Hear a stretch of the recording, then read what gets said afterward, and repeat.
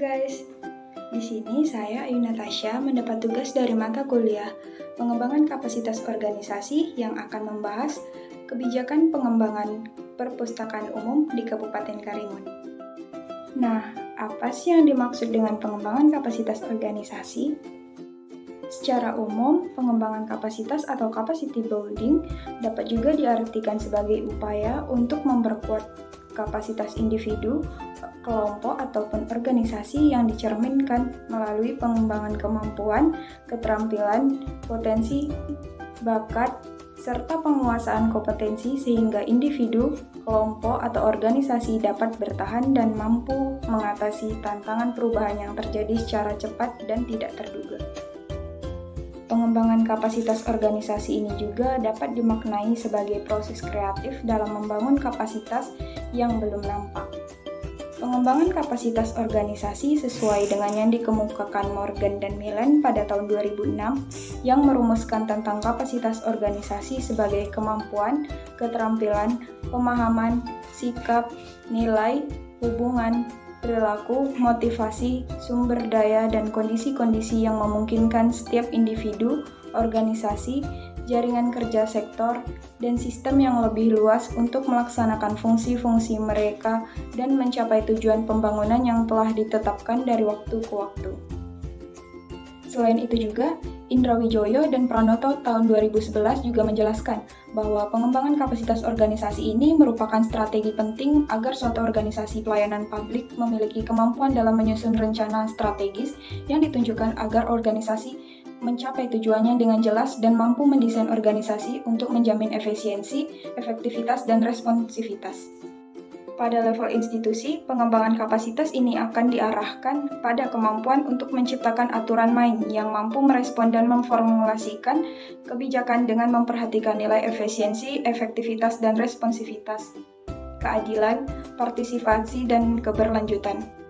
Selain itu juga, pengembangan kapasitas ini diperlukan pada suatu organisasi untuk melaksanakan tugasnya secara efektif dan efisien. Dengan adanya pengembangan kapasitas pada suatu organisasi inilah yang akan mampu meningkatkan kemampuan, keterampilan, dan keahlian yang dimilikinya agar terwujudnya kinerja yang lebih baik. Apa saja sih dimensi pada pengembangan kapasitas organisasi? Dalam pengembangan kapasitas organisasi ini tentunya memiliki sebuah dimensi, fokus, dan juga tipe kegiatan. Dimensi, fokus, dan tipe kegiatan ini menurut Grindel tahun 1997 antara lain, yang pertama itu ada dimensi pengembangan sumber daya manusia dengan fokus personel yang profesional dan kemampuan teknis serta tipe kegiatan seperti training, praktek langsung, kondisi iklim kerja, dan rekrutmen. Yang kedua ini ada dimensi penguatan organisasi dengan fokus tata manajemen untuk meningkatkan keberhasilan peran dan fungsi tipe kegiatan seperti sistem intensif, perlengkapan personel, kepemimpinan, budaya organisasi, komunikasi, dan struktur manajerial.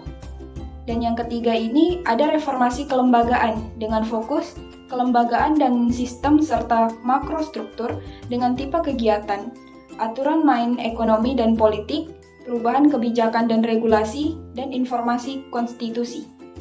Apa saja sih faktor pada pengembangan kapasitas organisasi?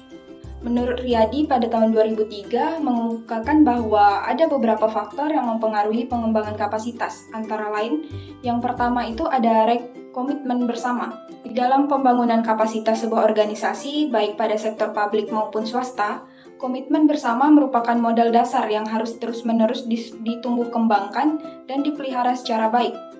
Komitmen ini tidak hanya untuk kalangan pemegang kekuasaan saja, namun dapat meliputi seluruh komponen yang ada di dalam organisasi tersebut.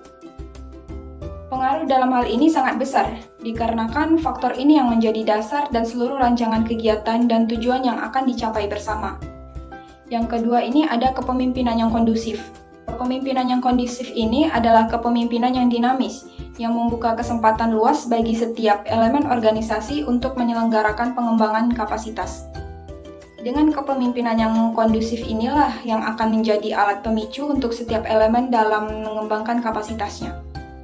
Yang ketiga ini ada reformasi peraturan. Dalam sebuah organisasi tentunya harus disusun dengan peraturan yang mendukung dengan upaya dalam pembangunan kapasitas dan dilaksanakan secara konsisten. Peraturan ini yang berhubungan langsung dengan kelancaran pembangunan kapasitas itu sendiri, misalnya peraturan adanya sistem reward dan punishment. Yang ketiga, ada reformasi kelembagaan. Hal ini merujuk kepada bagian struktural dan kultural, dengan maksud adanya budaya kerja yang mendukung pada pengembangan kapasitas. Misalnya ini pada menciptakan hubungan kerja yang baik antar karyawan dengan karyawan lainnya, atau karyawan dengan atasannya. Dan yang terakhir ini ada peningkatan kekuatan dengan kelemahan yang dimiliki. Dengan adanya pengakuan dari personil dan lembaga mengenai kelemahan dan kekuatan yang dimiliki dari kapasitas yang tersedia, maka kelemahan yang dimiliki oleh suatu organisasi dapat dengan cepat diperbaiki dan kekuatan yang dimiliki organisasi tetap akan dapat dijaga dan dipelihara. Apa saja sih metode dalam pengembangan kapasitas organisasi? Metode penguatan kapasitas organisasi ini terbagi menjadi 3 bagian. Yang pertama itu ada level individu, yakni pada pengetahuan, keterampilan, kompetensi, dan etika. Yang kedua ini pada level organisasi, pada peningkatan atau perbaikan pada struktur kelembagaan, proses pembuatan keputusan, prosedur dan mekanisme kerja dan relasi antar lembaga. Dan yang ketiga ini pada level sistem, yakni pada peraturan perundangan dan kebijakan pendukung. Baiklah, selanjutnya akan dibahas mengenai studi kasus tentang pengembangan kapasitas organisasi. Studi kasus yang akan saya angkat kali ini adalah mengenai kebijakan pengembangan perpustakaan umum di Kabupaten Karimun. Penelitian ini dimaksudkan untuk mengetahui peran pemerintah dan kantor perpustakaan arsip daerah dalam mengimplementasikan kebijakan dan pengembangan keperpustakaan umum di Kabupaten Karimun. Ini berfokus kepada permasalahan mengenai kurang minat baca masyarakat, infrastruktur, dan kepada permasalahan mengenai sumber daya manusia. Dalam pengembangannya, perpustakaan belum ada kebijakan untuk peraturan daerah yang berlaku, khususnya yang menyangkut pada perpustakaan di Karimun, sehingga perpustakaan umum yang ada di Karimun ini tetap mengacu pada kebijakan yang ada di pemerintah pusat daerah Riau. Kebijakan yang di Karimun hanya peraturan daerah yang berbentuk peraturan bupati yang bersifat teknik khusus. Adapun kebijakan yang dilakukan kantor perpustakaan dan arsip daerah Kabupaten Karimun ini melalui kebijakan teknis operasional. Antara lain, yang pertama, meningkatkan budaya baca masyarakat di Karimun. Hal ini dilakukan dengan menyediakan buku yang akan sangat berperan dalam pengembangan minat baca masyarakat. Selanjutnya, melakukan sosialisasi dan publikasi. Hal ini dilakukan dengan melakukan survei dan mendatangi setiap sekolah yang ada di kecamatan serta daerah pelosok. Yang kedua, meningkatkan kualitas sumber daya perpustakaan. Hal ini dilakukan dengan pembinaan sumber daya, aparatur pemerintah, dan mengembangkan kapasitas sumber daya aparatur keperpustakaan. Yang ketiga, meningkatkan kualitas pelayanan pada perpustakaan umum. Hal ini dapat dilakukan dengan menyediakan pelayanannya aktual, tepat waktu, cepat, berkelanjutan, dan mudah diakses sesuai dengan kebutuhan dan keinginan para pengunjungnya. Adapun faktor yang mempengaruhi kebijakan pengembangan perpustakaan umum antara lain, yang pertama, sasaran dan standar kebijakan. Hal ini dituangkan berupa restra dari kantor perpustakaan dan arsip daerah Kabupaten Karimun yang ingin diwujudkan dalam rangka mendukung pencapaian sasaran pemerintah. Dalam menentukan sasaran pemerintah, hal ini perlu dilakukan sesuai dengan kondisi dan kegiatannya. Antara lain, tersedianya sarana dan prasarana yang mendukung, meningkatkan jumlah taman bacaan masyarakat, meningkatkan pelayanan pustakawan, menyimpan, memelihara, merawat, dan mendayagunakan arsip sebagai warisan budaya bangsa. Yang kedua ini pada kinerja kebijakan. Hal ini telah direncanakan untuk melaksanakan 7 program melalui pelaksanaan kegiatan yang akan dilaksanakan guna mendukung pencapaian sasaran. Yang pertama itu ada program pelayanan administrasi umum perkantoran, program peningkatan sasaran dan prasarana aparatur, program peningkatan kapasitas sumber daya manusia, program pengembangan budaya baca dan pembinaan masyarakat, pengembangan komunikasi informasi dan media massa, program perbaikan sistem administrasi kearsipan, dan program perencanaan pembangunan daerah.